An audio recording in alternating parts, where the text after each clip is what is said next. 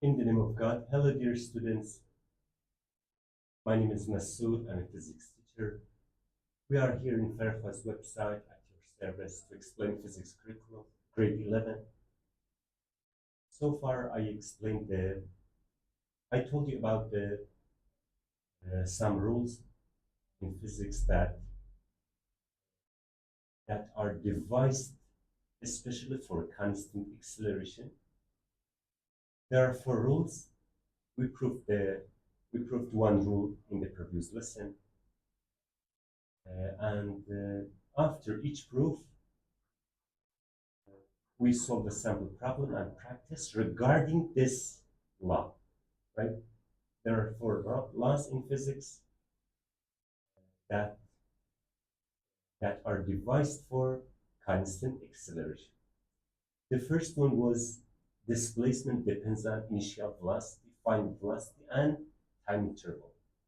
And we proved it mathematically by 2 or 3 steps. The proof of these laws are required for the students, and they are very easy,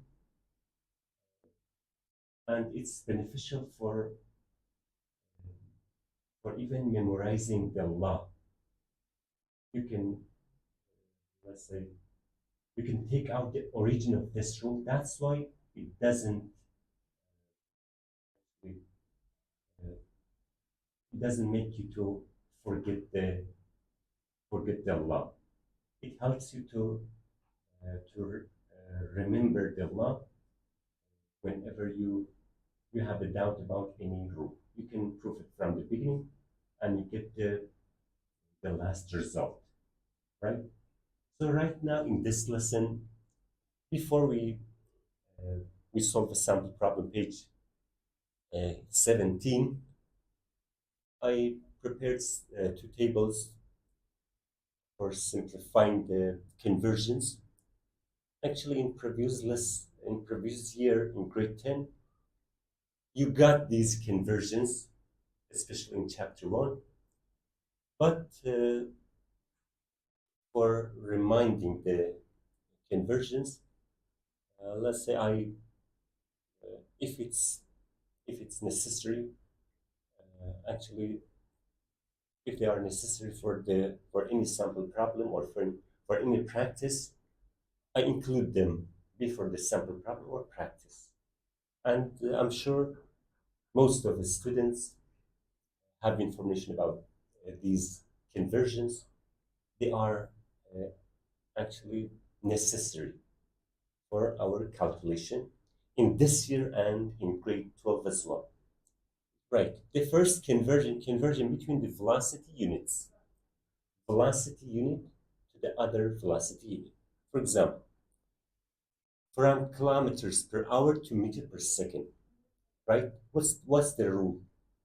You have to multiply the number by 5, let's say 18th, right? 5/18th or 5/18, right?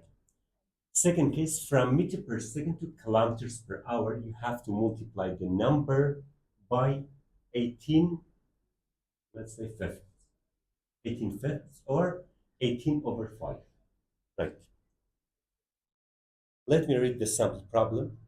Sample problem, it says, a racing car reaches a speed of 42 meters per second.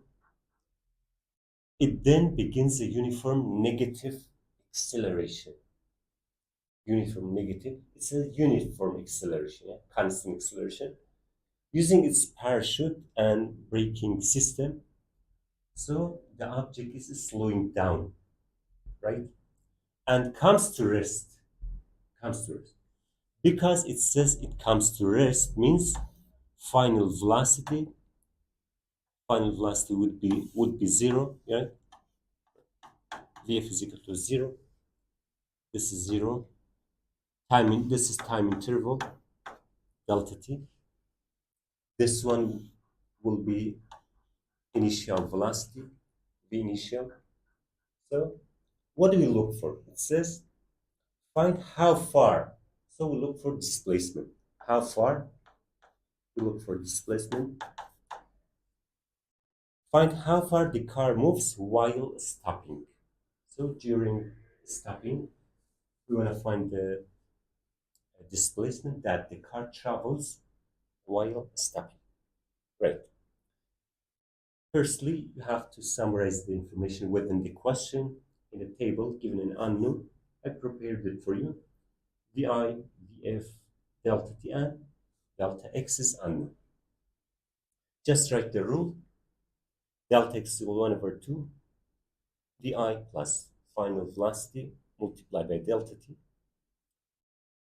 1 half outside of the bracket. Within the bracket, we have 42 plus 0 times 5.5, and the answer will be 115.5 meters, right? Uh, I'm gonna tell you a note. Whenever you want to solve a problem, it doesn't need to prove the law. Just write the last form of the law, last form, right? Because we don't need the proof here. Proof is not, let's say, proof is additional here. I want you to memorize the last form, and for solving the problems only use the last form of the proof. Thank you very much, guys, for watching this video, and take care.